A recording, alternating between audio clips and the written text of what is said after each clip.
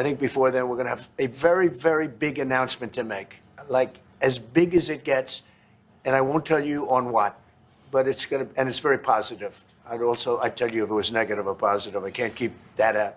It is really, really positive. Donald Trump may have just put the nail in the coffin for Team Canada. You know, I'm really wondering, do you think that Team Canada will stop covering their eyes with their elbows after this one? I don't know. We will talk about it, though. I'm Jasmine Lane. Be sure to subscribe, follow, like, and comment your thoughts down below. I cannot wait to read those. We're going to be talking about Alberta separation, Canada's economy, and more importantly, the lies the mainstream media has told in order to boost up Supreme Leader Mark Carney. There were also some pretty good shots fired at CBC. All that and more coming up today on Over Opinionated.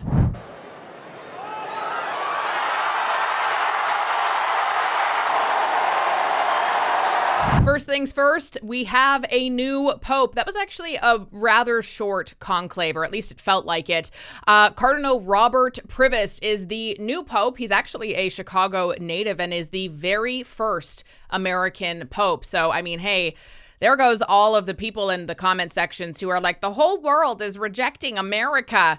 I got some really bad news for you today, my guys. So Donald Trump thinks he can weaken us with his plan to divide and conquer. Pierre Poilievre's plan will leave us divided and ready to be conquered. Because a person who worships at the altar of Donald Trump will kneel before him, not stand up to him.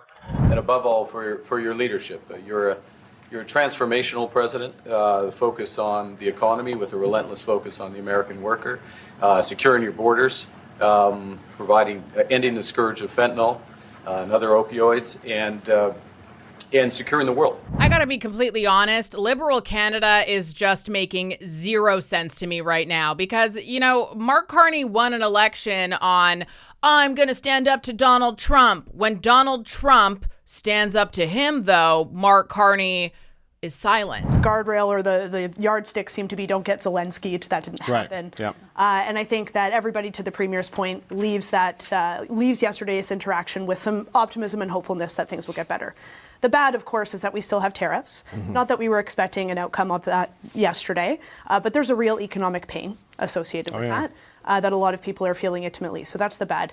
The ugly is this is obviously a dramatic departure from the tone the Prime Minister took during the election campaign. I think we've come a far way between Trump wants to break us so he can own us to the glowing promotional video that we saw emerge from the White House. So, but that came from the White House. That didn't come from the Liberals, right? I think it was not dismissed by the Liberals. And so again, I think the tone was right, but it is noteworthy that it was a very different posture. By all accounts, the CBC's only objective is to omit, deny, and defend at all costs.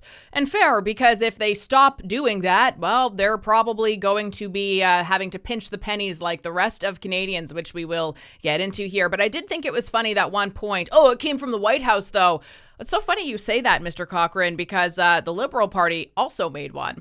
I conveyed to the president today what our countries have long proven to be true, that Canada and the United States are stronger when we work together. We can get a better deal for our workers. We can create more opportunities for our businesses. We can build stronger economies across North America when we work together. The question is how we will cooperate in the future, how we can build an economic and security relationship built on mutual respect. We agreed to have further conversations in the coming weeks, and we are looking forward to meeting in person at the G7 summit in Kananaskis in Alberta. It's a great honor to have Prime Minister Mark Carney with us. A few days ago, he won a very big election in Canada, and I think Canada chose a very talented person, very good person. Thank you for your hospitality and above all for your leadership.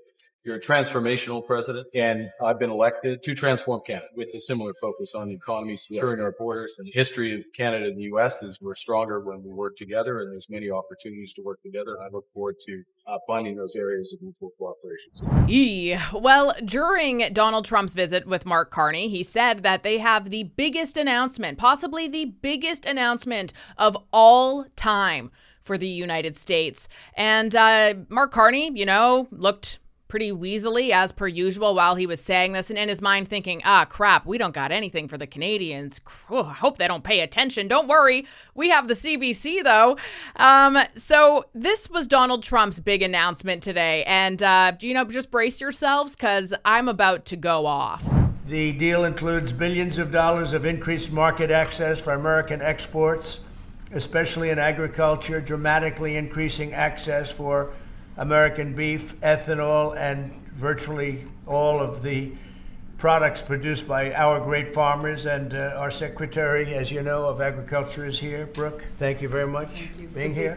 Thank you, sir. You'll let the farmers know.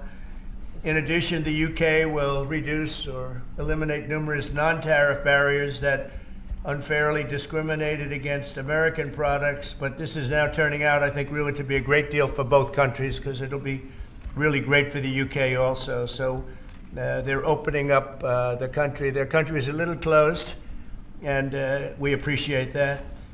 They'll also be fast-tracking American goods through their customs process, so our exports go to a very, very quick form of approval, and there won't be any red tape. Things are going to move very quickly both ways.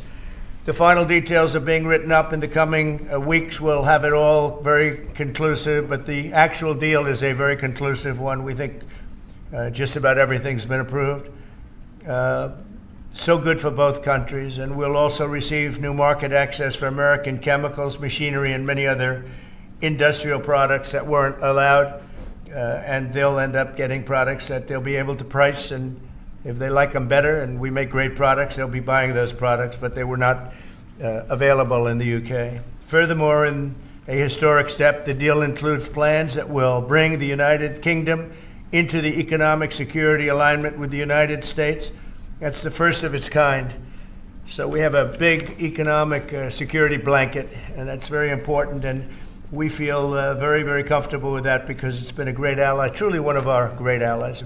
Now, it is important to note that there are a few people on the conservative side, like James Moore here, saying it is a term fact sheet, not a trade deal. It is non-binding and can be ignored by either side. For the UK, this is an interim mitigation strategy. For the president, this is a skit. The expectations were not very high. Don't shame us in front of the president. Stand your ground. I believe he did that. He did not obtain any better deal about tariffs. We did not believe he would do that.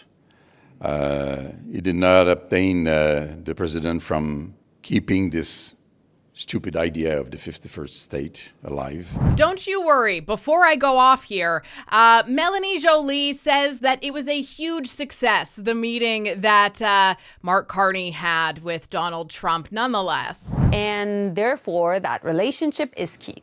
It was shown not only in the public through a media conference, but also afterwards through a how would say, productive conversation that is established now. They know each other. They got to spend time together. Now, the next steps are definitely to see what can be done on the trade side and on the security side. Does anybody else think it's kind of weird how Melanie Joly is describing Mark Carney and President Trump allegedly meeting for the first time in the same way that you would describe like two kids going on a play date that you want to be friends?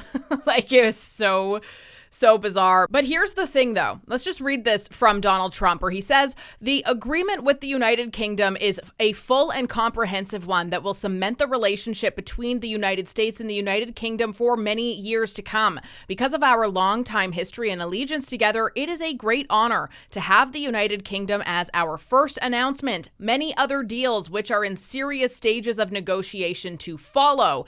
We have clearly learned that Canada is not one of those. Otherwise, we would have gotten some inklings to it. But here's what I really want people to consider. First and foremost, Donald Trump was elected, what was that, 16 weeks? Not even 16 weeks ago. And in that time, he has secured trillions of dollars in deals despite tariffs. Remember how everybody said, oh, well, tariffs are so bad, it's going to make everybody turn against the U.S.?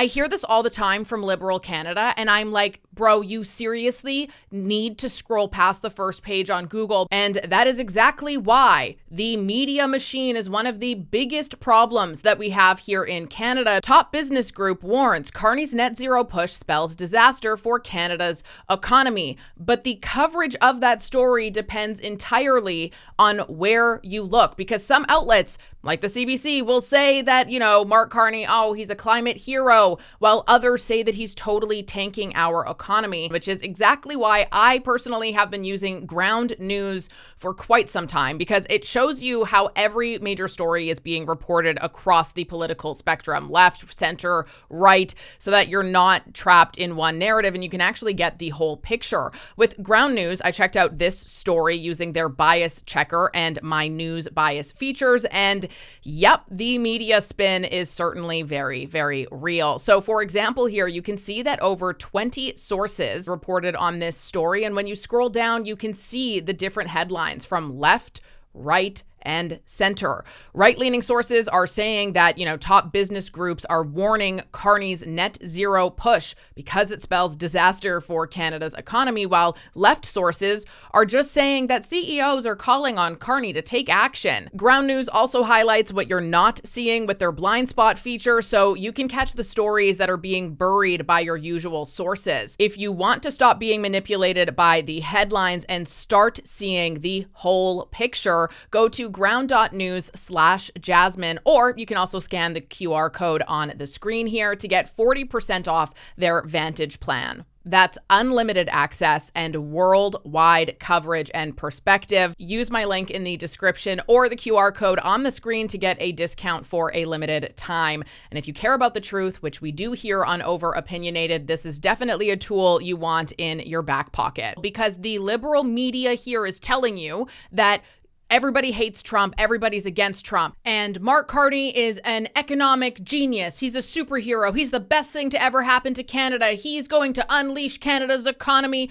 better than we've seen since the Second World War. That's not true at all. Actually, most countries are trying very hard, sacrificing their pride and ego in order to sign a deal, because they're not stupid and they know the significance of trade with the United States and they want to have this figured out. Canada and China are the only countries not in that process. Consider that.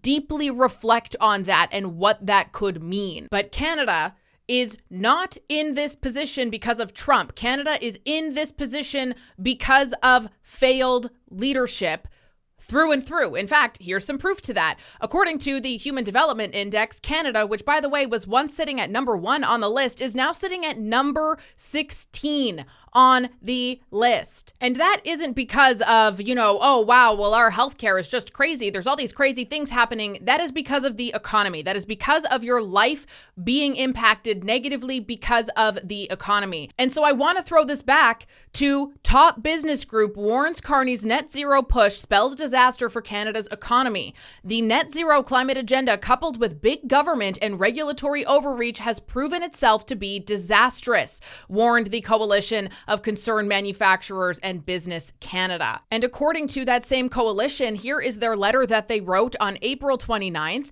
It says Canada chooses stagnation. Carney claims he will govern for all Canadians, but unless he completely reverses his support for the emissions cap on oil and gas, the West Coast tanker ban, a higher industrial carbon tax, and a CBAM, national unity will become more fractious. Alberta and Saskatchewan leaders are already rattling the sabers, and Carney Carney will need to act quickly to calm existing tensions. The only solution is for Carney to put some water in his net zero wine and devise policies that will both enable the economy to grow while implementing more tangible, measurable climate policies, further damaging the SME sector by even more government expansion and burdensome regulatory policies does not bode well for a successful future of Canada. This post from Ryan Garrettson sums this up quite well. I'm thinking our politicians and media endlessly trashing the United States and Donald Trump has backfired so hard in their face, it's going to be almost impossible to recover from. Carney running around claiming our relationship is over, elbows up, don't visit the U.S., and endless vindictiveness towards them will result in us crawling with our tails between our legs, begging for forgiveness. No country attacked the U.S. or their president as hard as we did. Idiots. All of them. And I want you to think about this because Mark Carney, this entire campaign, has said so many times, we need to expand our trade. Melanie Joly said earlier today in a BBC interview, oh, well, we're so close to Europe, so we're just going to keep getting closer to Europe. Do you not forget, by the way, that Mark Carney flew to the UK to expand trade? And Donald Trump just got it done in 16 weeks. So why don't you just let me know who is the real global leader here? He got U.S. tariffs on UK goods up to 10%. UK tariffs dropped to 1.8%. American beef, ethanol, and basically every single thing that farmers make has wide open access now to the UK market. And then let's talk about Canada. Mark Carney has been in office since March. Justin Trudeau was trying to do this same stuff beforehand as well. And his first big move was to hop on a plane to the United Kingdom to announce that he's going to be working on our partnerships and expanding our trade for, again, like the 5th time in the last 10 years. And guess what? Nothing. No deal, no exports, just meetings and more promises, more sound bites, really more things for the CBC to go and say, oh, wow, Mark Carney, they're all working so very hard. And so I'm just wondering here, at what point does the entire country wake up and realize just how long the Canadian government, particularly the Liberals, have been discussing expanding trade? How many more decades need to pass of the Liberals saying that we are doing all of these things and not actually doing them? P.S., by the way, we've been negotiating tariffs with the U.S. since Donald Trump's first term, and we have absolutely nothing to show for it. What we do have is higher food prices, job losses, the worst growth, zero leverage, huge, massive devastation in the auto sector, in agriculture, in all of these things. Why? Because of green narrative things, because of bills that limit our productivity, because of bills that force people to not hire who is most competent, who has the most merit, because of these very woke, very ideological things that actually serve nobody. With debt still at high levels, some households and businesses may be unable to keep up with payments. If loan losses occur on a large enough scale, banks could cut back on lending in response. This would exacerbate the economic downturn and put more pressure on businesses and households. But the mainstream media and the Liberal Party and everybody who's literally just lying, because it's not about elbows up, it's about getting votes. That's it, because the reality is self-created. It was us. It was our country who put us in this mess. Canada was not always here, and we've been through far worse crises than Donald Trump tariffs, for crying out loud. Don't get me wrong. Yeah, it sucks. Also, why the hell is almost every other country involved in negotiations and fixing the situation except for us and China? Why? That makes no sense at all. But Mark Carney, he's an economist. He's a Harvard grad. Really? Because Mark Carney, with all of that economic experience, including working for the Bank of Canada, he's agreed that our deficit is going to be growing to the tune of hundreds of billions of dollars. He's agreed that there's no spending cuts. He's not repealing anything at all to help our economy. And whatever happened to getting rid of, provincial trade barriers? Huh? That seems like a pretty damn easy thing to do, don't you? That actually seems a lot easier than trying to expand our trade overseas, and they haven't even been able to do that one yet. And again, Donald Trump was elected in January. What on earth is going on here? All we have is more debt. All we have is higher taxes for later. Even the Fraser Institute said this. They said the Carney government will produce higher interest costs, higher debt, and ultimately higher taxes in the future. And you know what? Not only have they been totally disastrous with our economy, they're also being disastrous with our country. And it makes you wonder, why are these people still here? How on earth did this actually happen? And what do we need to do so that more people smell the roses already? Parks Canada has now admitted that they left over 500,000 acres of dead pine standing in and around Jasper, despite knowing it to be a fire hazard, before wildfires destroyed half the town. Stephen Guilbeault was, and under Mark Carney still is, the minister responsible for Parks Canada. Excuse me. And if your eyes are open and you are paying attention here, it's all under the guise of climate change. And now we have the baby daddy of climate change and ESG and carbon credits and carbon taxes as our prime minister, because people got so unbelievably fooled. Remember after the Jasper wildfires happened, how frequently the Liberal Party under Justin Trudeau and all of those ministers who are all still there said climate change. It's because of climate change. This is why we got to spend more money on climate change. Well, you know what? The lie detector test has determined you've spent tens of trillions of dollars around the entire globe on climate change. Guess what, baby? The climate is still changing. In fact, we have 4 seasons of it here in Canada. And the media and other sleeping Canadians have the audacity to try to shame Albertans and other Canadians, calling them traitors, calling them fringe minorities, because they don't want to be a part of this anymore. How is it helpful, though, Premier, with respect to open the door to, for example, a citizen-led referendum on separation, if your overall objective is to engage in more fruitful negotiations with the federal government? And if, in fact, that referendum results in a vote to separate, would you? I would say there's a lot there. I would say that we were in the process of modifying all of our elections laws because we had heard that the thresholds for both recall and citizen initiative were too high, and so they were unrealistic. So that was a process that was taking place independently.